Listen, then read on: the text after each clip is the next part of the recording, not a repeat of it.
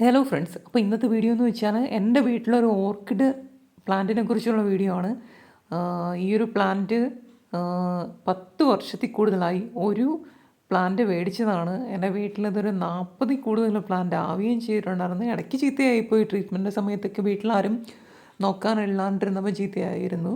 ഇപ്പം വീണ്ടും കുറേയൊക്കെ നന്നായിട്ട് വളർന്നു വരുന്നുണ്ട്. ഇത് ഓർക്കിഡിൻ്റെ ഡെൻഡ്രോബിയം ടൈപ്പ് ഓർക്കിഡാണ്.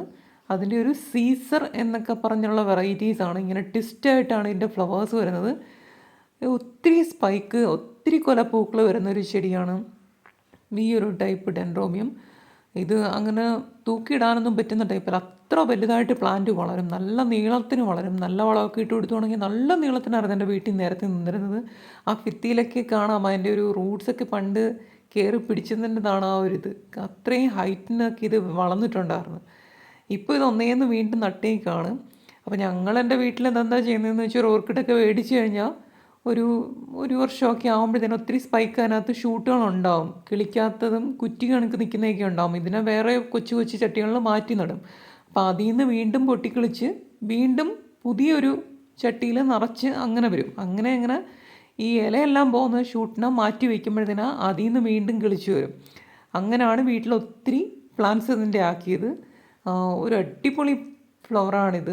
അങ്ങനെ വീട്ടിലെ ആൾക്കാരത് വരുന്ന സമയത്ത് നേരത്തേക്ക് ഈ ഒരു ഇതിൽ ഫുൾ പോട്ടിനകത്തും നിറച്ച് ഫ്ലവർ ഉണ്ടായിരുന്നു. ഇപ്പോൾ ഇത് തന്നെ കാണുന്നത് ഒരു ചട്ടിക്കകത്ത് നിൽക്കുന്നതിൽ നിന്നാണ് ഈ ഒരു 2 ബ്രാഞ്ചിൽ നിന്ന് 4 സ്പൈക്ക് വന്നേക്കുന്നത്. ഇനി അതിൻ്റെ ഇടയിൽ നിന്ന് കയറി വരുന്നുമുണ്ട്.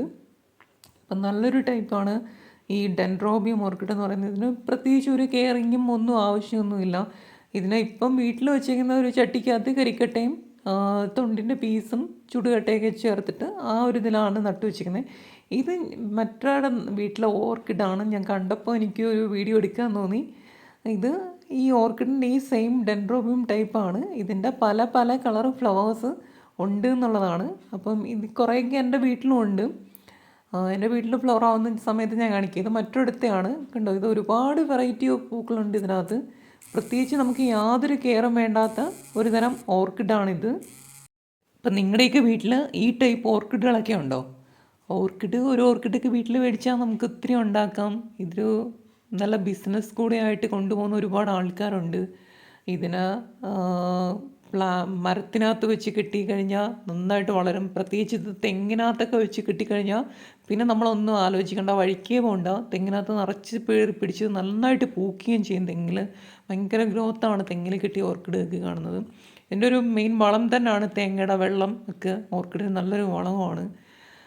അപ്പം ഇത് ആണ് ഡെൻഡ്രോബിയം ഓർക്കിഡ്.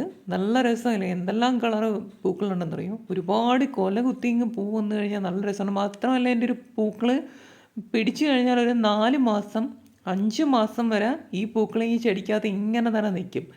മറ്റ് ചെടികളെ പോലല്ല. അതാണ് ഇതിൻ്റെ മറ്റൊരു പ്രത്യേകത. പൂക്കൾ വന്നാൽ പെട്ടെന്നൊന്നും പോകുന്നില്ല. നിങ്ങൾക്ക് എപ്പോഴും പൂ കണ്ടുകൊണ്ടിരിക്കാം. അപ്പോൾ എങ്ങനെ, ഇഷ്ടപ്പെടോ ഓർക്കിഡ്?